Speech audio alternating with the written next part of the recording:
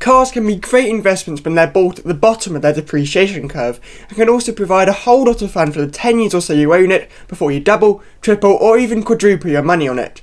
In today's video, I'm going to look at some of the soon to be appreciating cars that are still highly obtainable at under £3,000. First on my list is the Ford car, Ka, whatever you want to call it, the Mark 1 generation anyway. Specifically the sport car. Production of this car ran from 1996 until 2008, which is testament to its popularity. I think that its distinctive bubble-like styling and fun driving dynamics will really help to boost its value when compared with other super minis in 10 years time. Just take the original Mini. Its distinctive looks and fun to drive character have really paid off for owners who kept them at the bottom of their depreciation curve.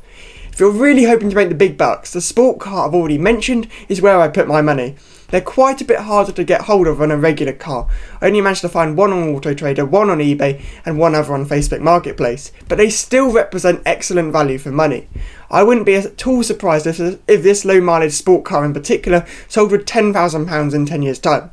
Ford cars can suffer quite badly from rust though, so check before buying that you're not getting yourself a colander.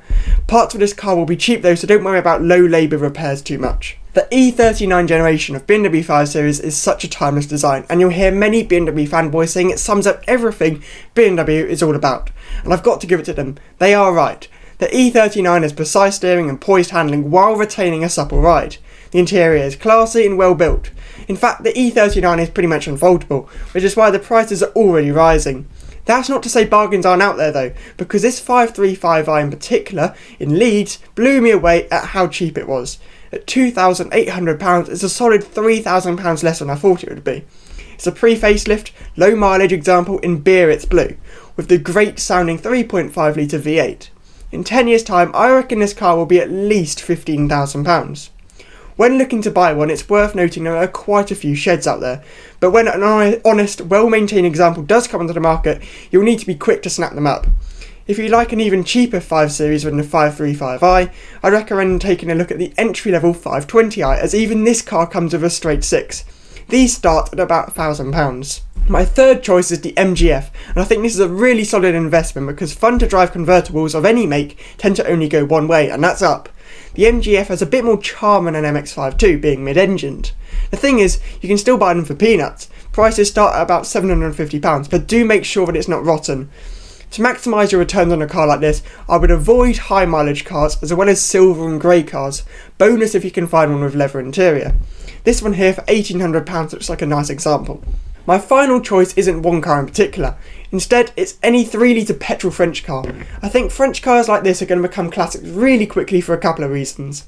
Firstly, they're such rare sights these days, and secondly, I think the quirky designs that initially put off buyers when they were first launched will have the opposite effect on buyers in the next 10 years.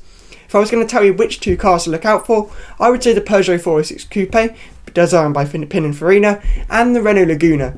If you have the extra money, you could even buy a Citroën C6 for about £6,000 with the 3 litre V6 engine, or you could stick for a diesel, which is within the £3,000 budget.